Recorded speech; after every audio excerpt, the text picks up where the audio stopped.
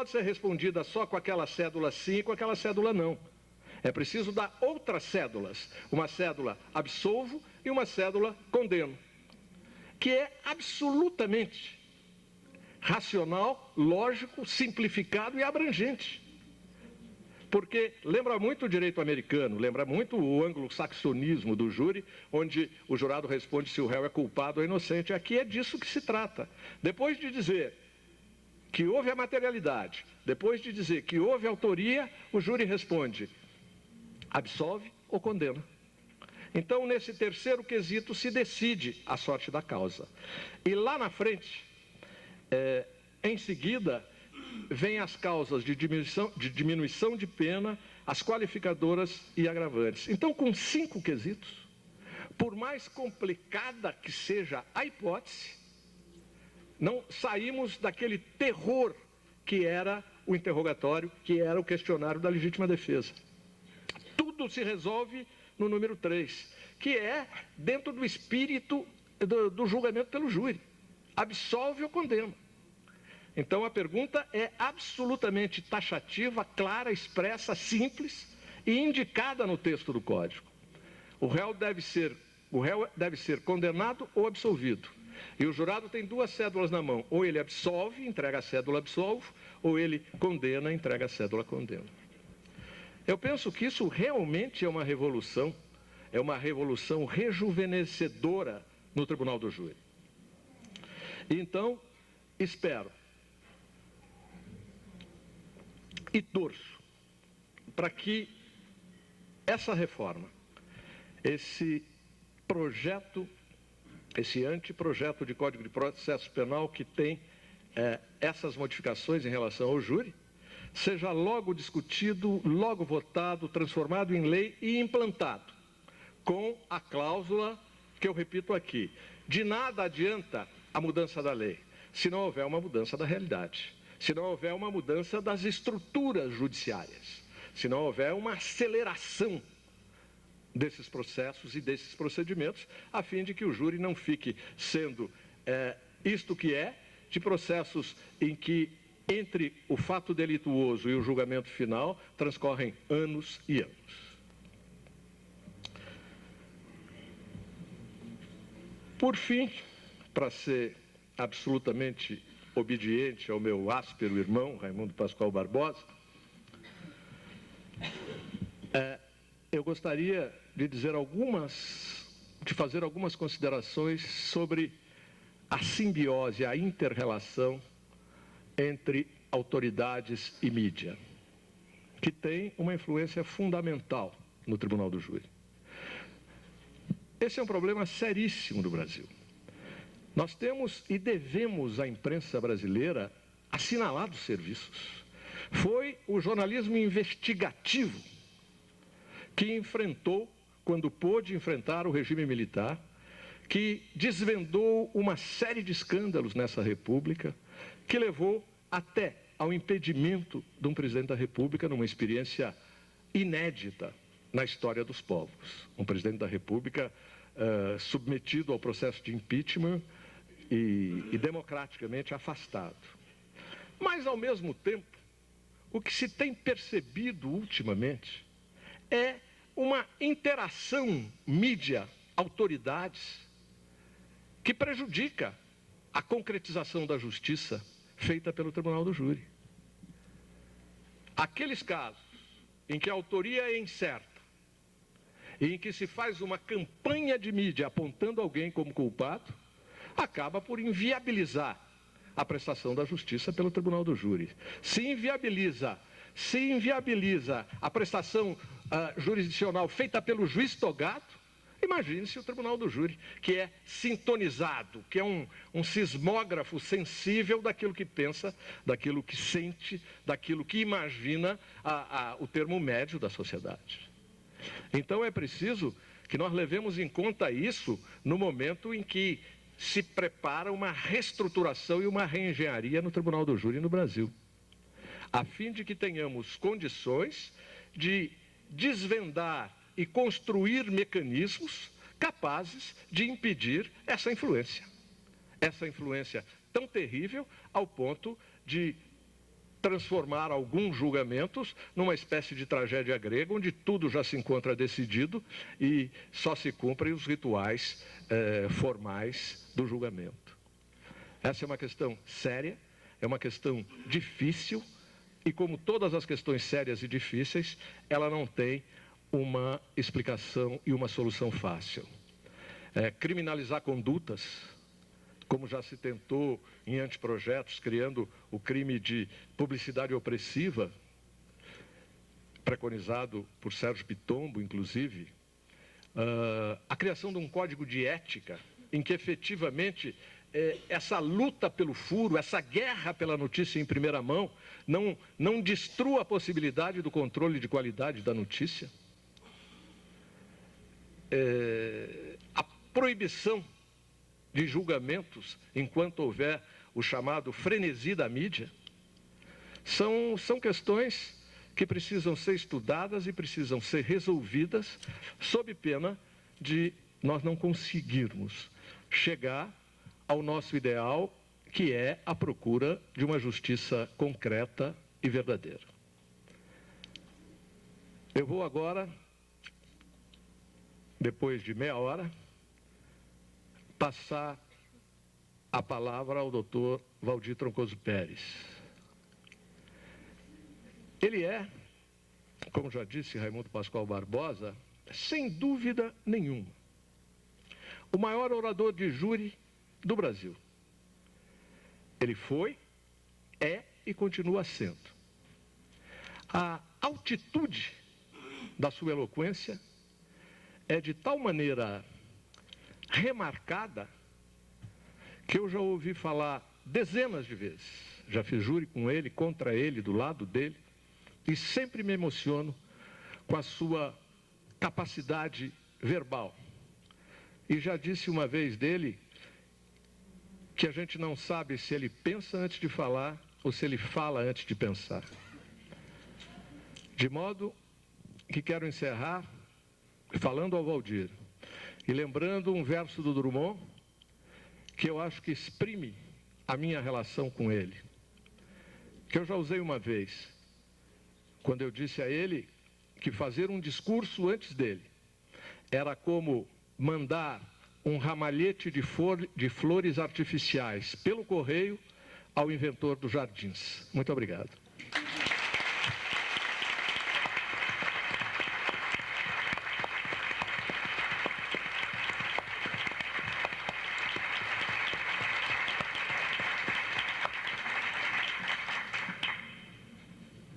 Antes de passar a palavra ao nosso colega Valdir Troncoso Pérez, eu queria elogiar o Basso não só pelo trabalho que fez, mas sobretudo por ter respeitado o horário. Ao contrário do que se pensa, ninguém mais disciplinado, ninguém mais correto que o advogado. Mesmo porque na justiça só existe prazo para advogado. E defesa oral, parece que eu estava vendo o Basso numa defesa oral. Nós temos 15 minutos quando o crime do nosso cliente é de reclusão. 10 minutos quando é habeas corpus ou crime de detenção. E o presidente tem lá um aparelho que controla. Nem um segundo a mais. Foi o que o Basso fez hoje, respeitou direitinho o tempo que a senhorita que comanda aqui a mesa já tinha dito. O tempo é coisa séria, doutor Pascoal. E eu estou respeitando o tempo. De modo que agora vamos ouvir o nosso querido companheiro Valdir Troncoso Pérez.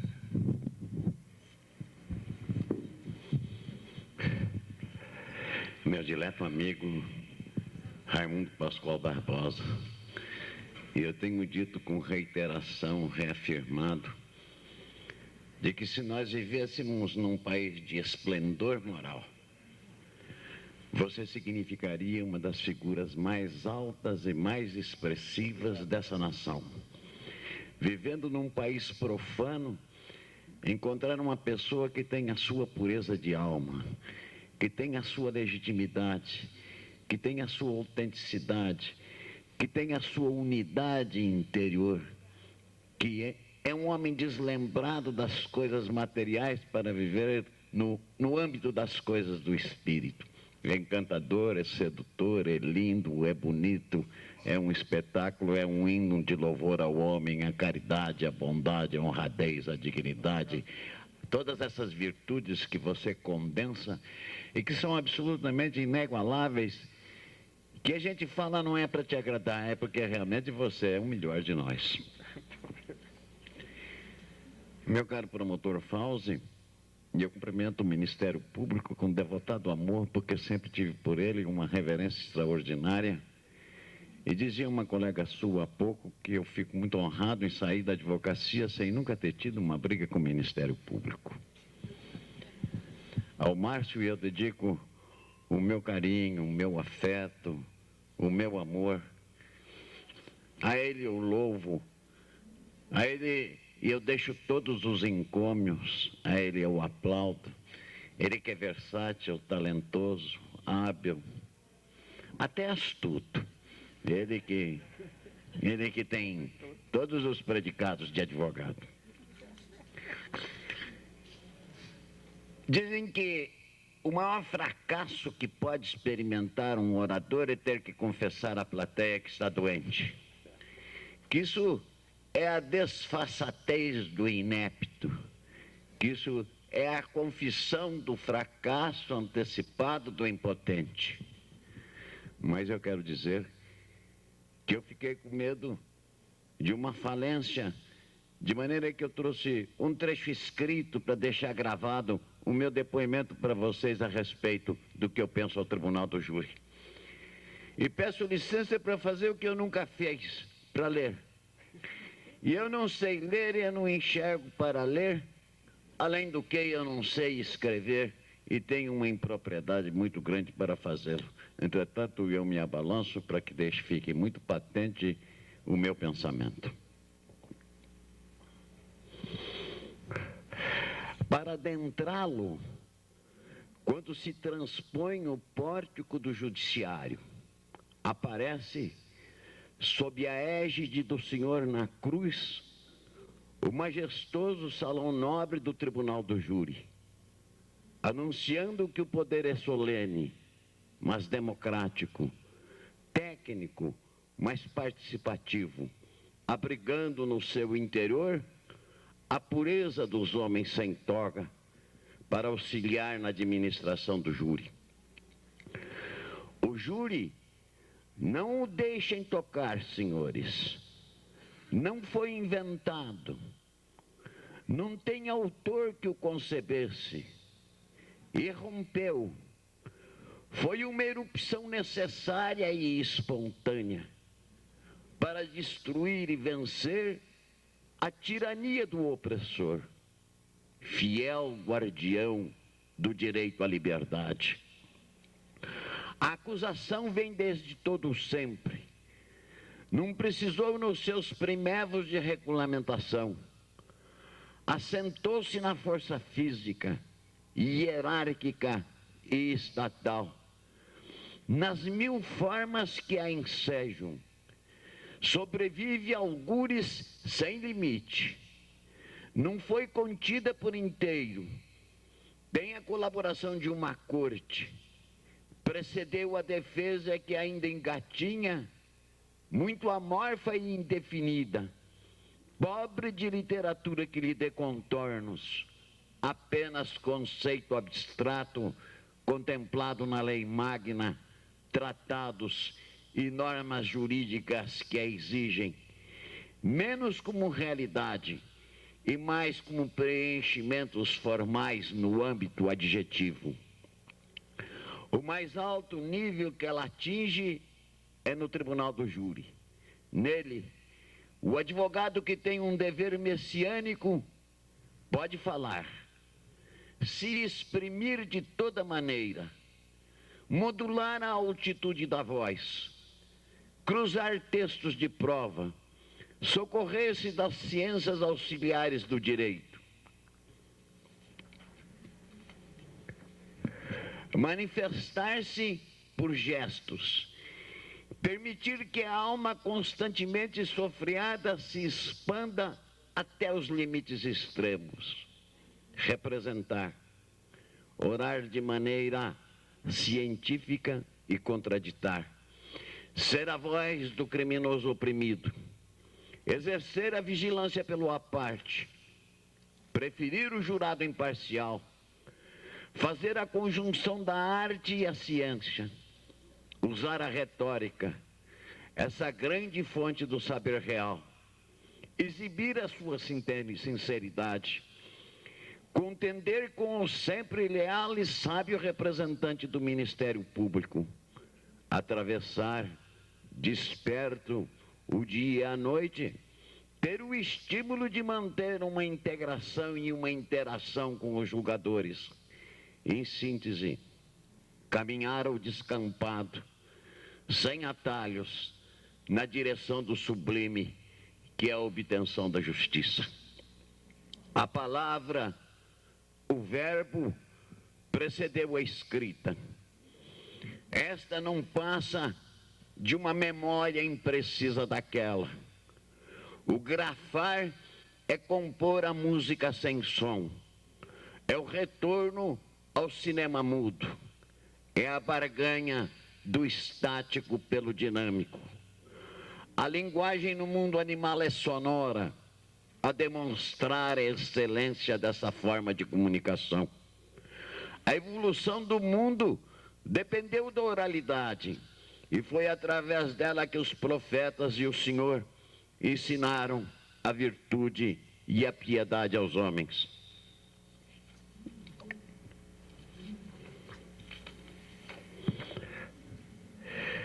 Estes tardiamente passaram aos desenhos, às garatujas, aos rabiscos, até chegar à escrita mais aprimorada, com esse suplício que é a gramática. Não se pode preferir o inferior, traço marcante do mundo moderno, que prefere as coisas piores. Asseveram que quando o moribundo Santo Tomás desdenhou da sua obra, preferindo a ela os hinos religiosos pela sua expressão estética e sonora. Não, meus senhores, não. Nunca a defesa escrita alcançará o pensamento pleno. Nunca terá a precisão da clareza.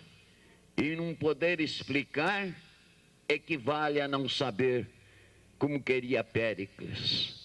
A retórica, essa força atuante da história, resistente criação grega, haverá de sobreviver como o alento do júri. Ela que sobreviveu em Roma de Cícero e Quintiliano, ela que floresceu durante a Renascença, ela que é a arte de fazer os homens agirem e de convencê-los sem profaná-los, ao contrário da demagogia.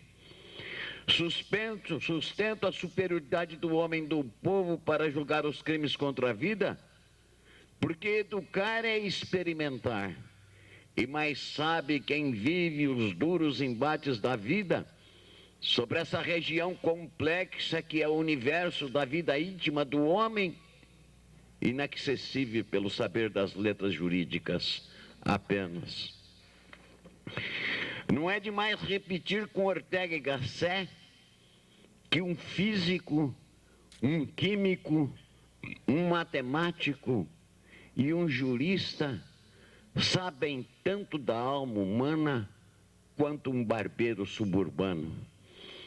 Fenômeno e maravilha que encanta as que nunca entendi. É a transformação que ocorre na vida interior do advogado quando assoma a tribuna do júri. As duas personagens que nela coexistem em diálogo interior. O conselheiro crítico e impiedoso, a reprimir o inquieto e travesso impulsivo, se pacificam, se unem, se fundem, de maneira indecomponível, não permitindo interlúdios e nem frinchas a repará-las.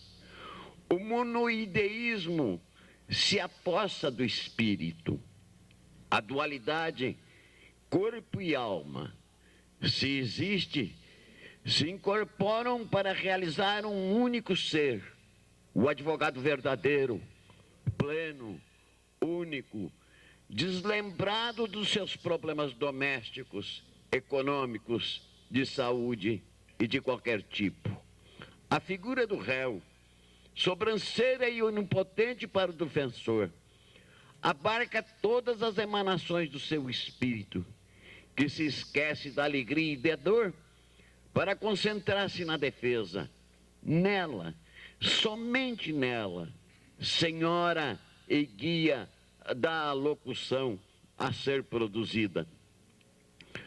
Até falam que o médico operando sofre essa metamorfose. Não sei. Nem na guerra ela se dá. Então, propendo a aceitar como Rousseau que o homem é bom, pois se desprende de tudo para servir o acusado, seu amo, e não se desliga dos seus problemas, nem na iminência da morte. O ineditismo do estado psicológico, integração de tudo, compulsão, instinto, raciocínio, corpo e alma, é o mais encantador hino composto para louvar o júri, porque somente aí a defesa assume a altitude que o exercício profissional aspira. O resto, os argumentos contra o júri, o prosaísmo burocrático, supostamente lógico, desaparecem, se volatilizam, perdem o conteúdo, decaem, padecem e sofrem um golpe letal de onde não há ressurgir. O suor e a transpiração menos exprimem uma fadiga, representando a mensagem de que o refrigério não passa de um alívio para evitar a combustão, a exigir que o esforço se dilate até o infinito. O promotor de justiça que serve no júri é uma figura singular que se distingue dos outros. Estes descarregam essa soberba que muitos no juízo singular exibem, porque tem por trás todo o aparato do Estado como seu aliado, a torná-los autossuficientes, quando não presunçosos. Claro que em pequena parte. Os representantes do Ministério Público, os atuantes no júri, sabem como advogado que ali a contenda é igual, nivelada para lá da hierarquia, que eles são também combatentes solitários, tendo como arreimo e sustentação o seu talento, a sua dialética e o seu saber. Por isso, a vara do júri, todos o dizem, constitui uma família. Quero dizer, por último, mergulhado na saudade mais profunda e sincera, que todos esses promotores de justiça do nosso júri, os que se foram e os que vivem, os revejo sempre no anoitecer, quando o espírito passa da vigília para o sono. Eles desfilam na minha imaginação, sempre radiosos e brilhantes, cordiais e amigos, conjugados num destino comum, adversários transitórios, mas eternos filhos de uma atividade comum e, por isso, verdadeiros irmãos. A instituição do júri, ancoradouro dos desditosos, que os americanos do norte invocaram como concausa para a sua independência, pois o rei da Inglaterra lhes negava o julgamento popular, que se abre para a defesa, direito maior do oprimido. A instituição do júri incorporou-se legitimamente à nossa civilização, não havendo afrontá-la. Aqueles que a não conhecem ou não aprovaram deverão silenciar para sempre.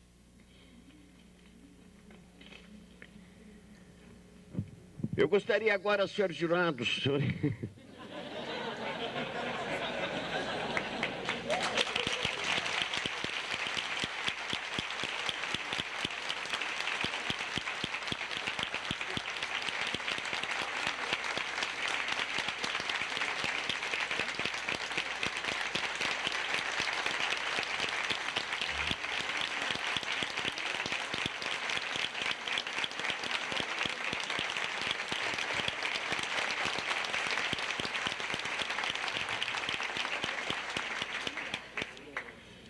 Eu tenho dito e tenho repetido que eu sou um animal condicionado, que eu sou um pavloviano, que as minhas pernas e o meu espírito me carregam sempre para o mesmo lugar.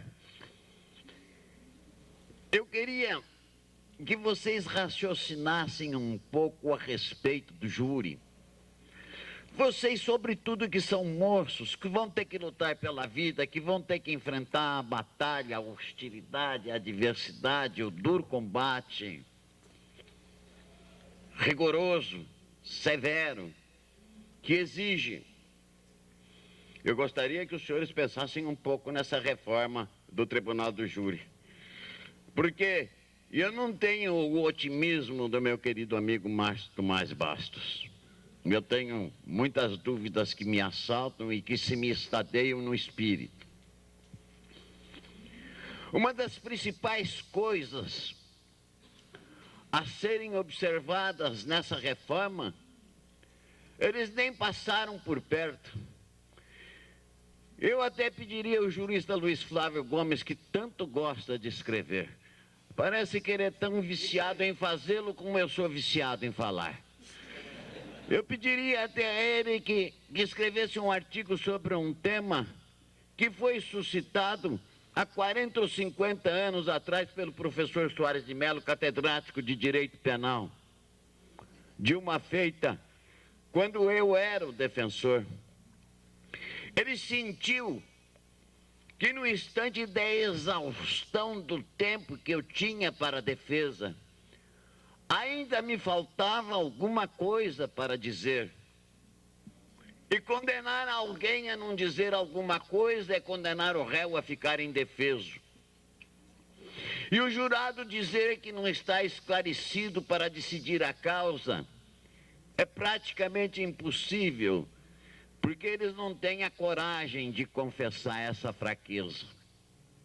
Então o professor Soares de Mello, do alto da sua sabedoria, se é técnico e se é jurídico, eu não sei, porque eu sou um advogado e não sou um pensador do direito. O professor Soares de Mello disse o seguinte, que eu podia continuar com a palavra, por uma razão, porque o júri tinha 3 traços distintivos que o tornavam absolutamente inconfundível com as outras instituições: a oralidade, a soberania e a participação popular. E ele colocava dentro da soberania o direito dos jurados de aumentar o tempo de defesa ou de acusação para o esclarecimento da causa. A limitação do tempo e de defesa e de acusação não é tema de processo penal, dizia ele. É tema de mérito e de substância. Diz respeito à soberania. Que estranha soberania é essa que se concede ao tribunal de júri, em que ele não tem o direito de permitir ao advogado que se alongue mais na sua defesa, ou que o Ministério Público se alongue um pouco mais na sua acusação.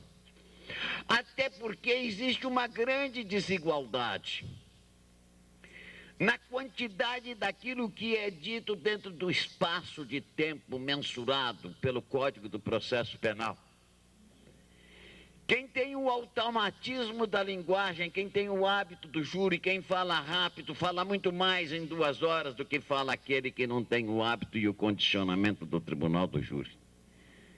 De maneira que me parece que existe muita preocupação com o calo e pouca preocupação com o câncer, porque o câncer é o direito de defesa do réu, e o direito de defesa do réu está atingido por esta limitação de tempo, que eu acho que devia ser uma atribuição que se daria aos jurados na soberania da instituição do Tribunal do Júri. Há uma outra coisa que eu confesso, sobretudo, aos jovens advogados. Ouçam-me. Prestem atenção.